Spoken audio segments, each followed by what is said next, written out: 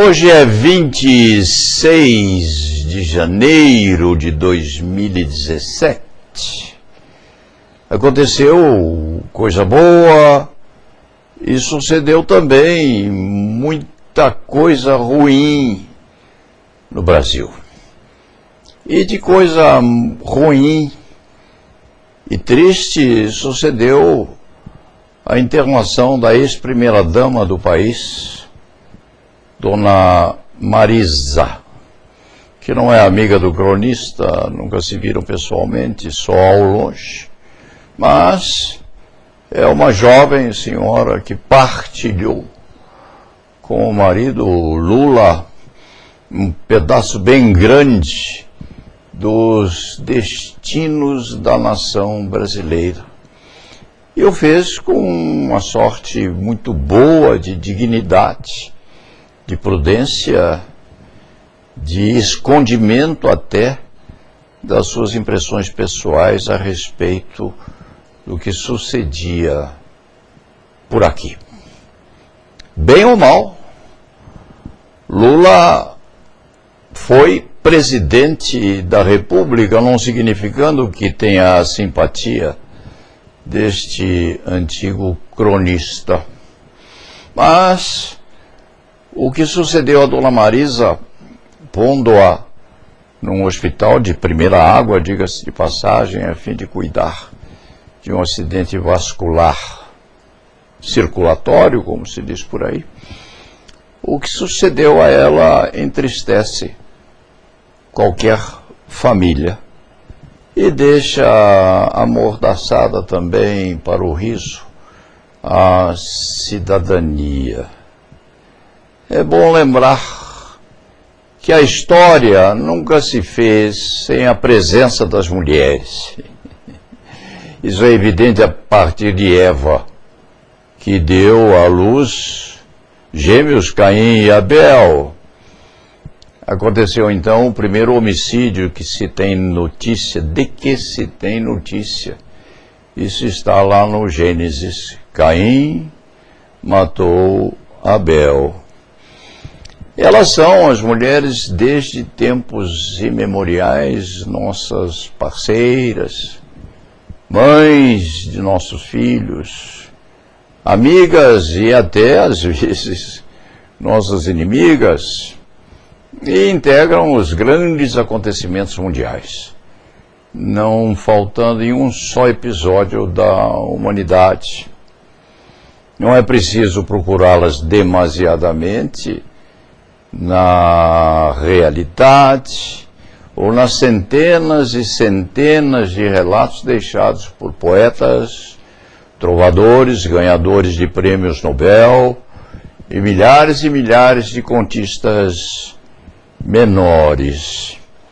A propósito, há episódios célebres quando Paris, se não falha a memória, contado por Homero, o incidente posto nas fábulas universais, Paris sequestrou Helena de Troia, gerou furor em Menelau, que foi buscá-la, e houve aquela guerra que foi inclusive mostrada num filme heróico personificado por Brad Pitt, aquele que fazia Aquiles, o que só tinha defeito num calcanhar. Que inveja se tem de Aquiles e de Brad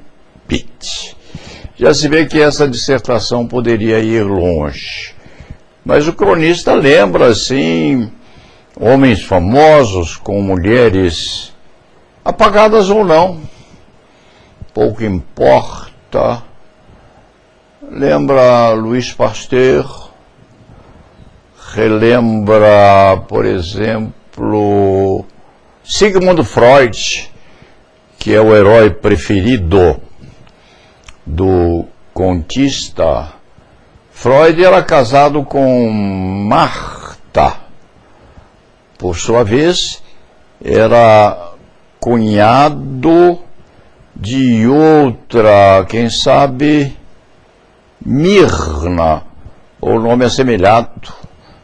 A moça cuidou dos 6 filhos que Freud teve com Marta. Houve quem dissesse que havia ali um triângulo amoroso, mas o gerador ou criador de ego, superego e id, ao que se diz, não ia além dos tamancos normais ao casamento. E há outras e outras e outras. Lembre-se ou se relembre Jack Kennedy, que aguentou os exageros, as extravagâncias de John, recebendo-o meio morto nos braços, quando foi vítima do balaço lá em Dallas. Jack depois se casou com Onassis e se transformou em Jacqueline Kennedy Onassis. Morreu com imensa dignidade. E para que não se fique somente nas mulheres bem postas dentro da crônica universal, pode-se pensar em Eva Braun, amante de Hitler, suicidou-se com ele num bunker ao término da guerra. E aquela outra que era companheira de Mussolini, qual era o nome daquela que se dava muito bem com Mussolini? O cronista não se lembra, mas morreram os dois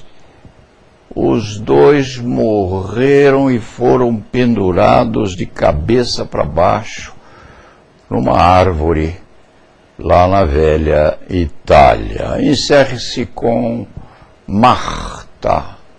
Marta, sim, mulher de Abraham Lincoln.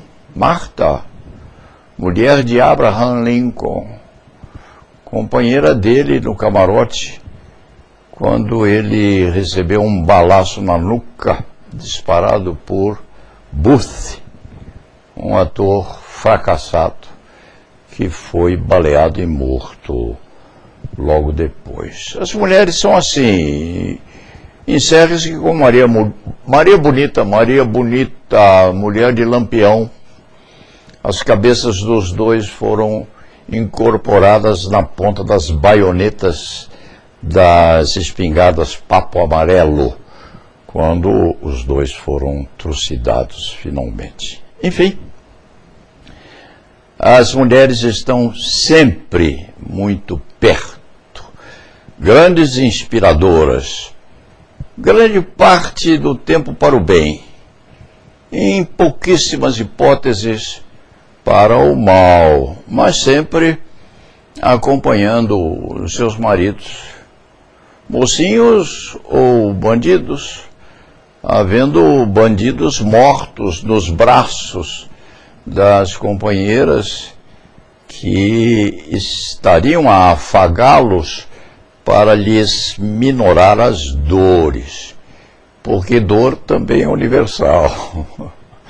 A dor do santo dói muito e a do bandido também é muito e muito empedernida. Isso tudo é dito em favor ou a favor de Dona Marisa. Dona Marisa acompanha Lula há quantos anos? Há muitos. É sua segunda esposa, quiçá, sim. É a segunda mulher dele. Quieta, discreta, alegrinha às vezes, preocupada nas pouquíssimas oportunidades em que aparecia ao lado do marido. E confesse-se, Luiz Inácio, bom ou mal, bandido ou mocinho, ofensor ou vítima, favorável ao país ou seu triturador. Luiz Inácio é um guerreiro.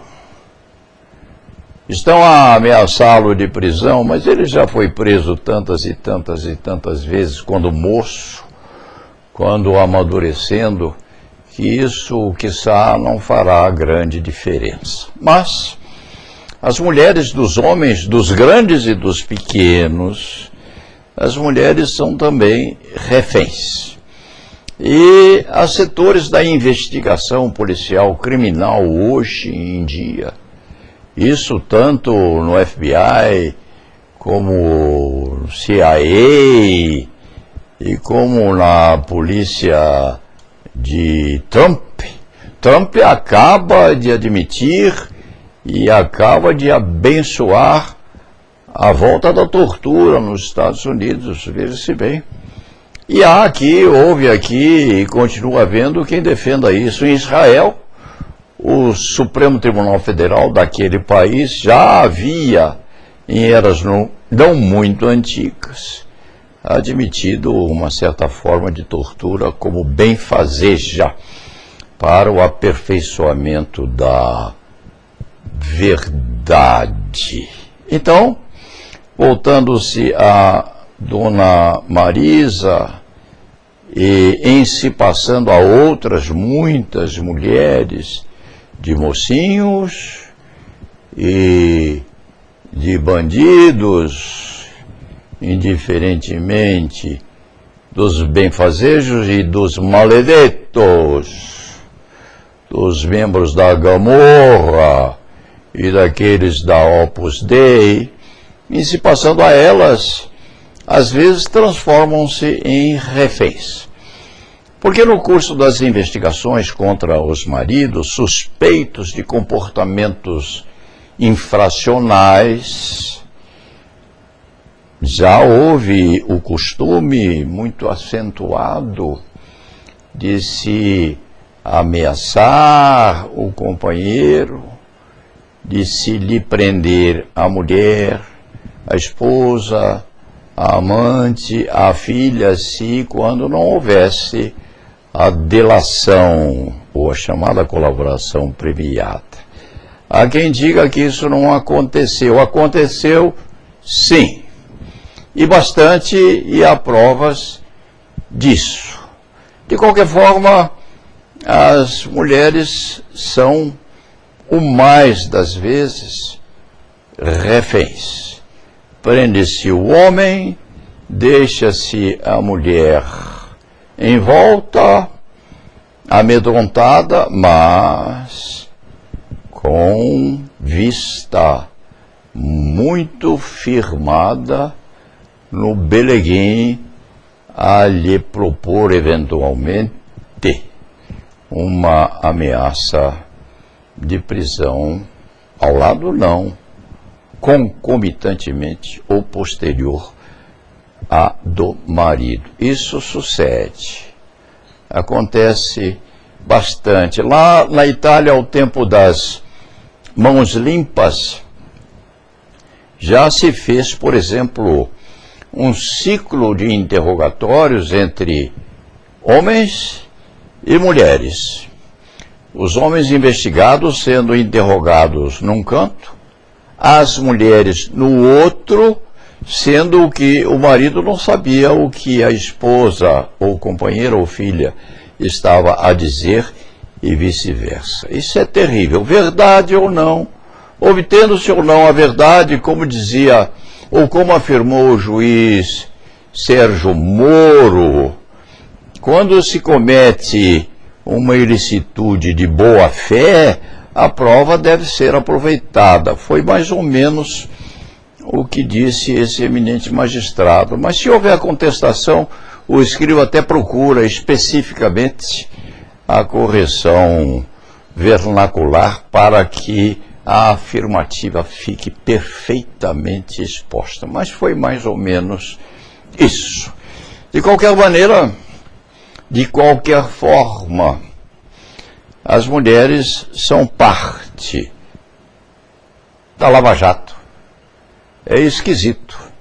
Uma outra parte direta, misturada intimamente na situação, mas pouquíssimas. As remanescentes voejam ou aparecem quietas ao lado de seus homens. Imensa maioria dando-lhes apoio, sejam eles bons, sejam eles maldosos, anjos ou demônios, também devem ter suas companheiras perenes. Tocante à ex-primeira-dama da República, Dona Marisa, este cronista lhe deseja imensa e plena recuperação, a fim de que possa voltar ao lar e cuidar da domesticidade, ajudando o marido nas brigas que ele vive terçando com os chamados mocinhos dos homens bons. Bem ou mal, Lula é um batalhador e todo gladiador precisa ter uma mulher ao lado. E tenho dito,